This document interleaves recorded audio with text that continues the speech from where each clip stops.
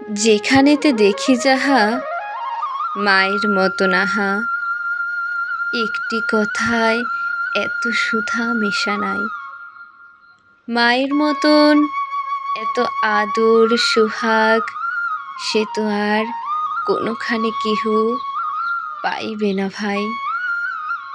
হেরিলে মায়ের মুখ দূরে যায় সব দুঃখ, মায়ের কোলেতে শুয়ে জুড়ায় পরাণ।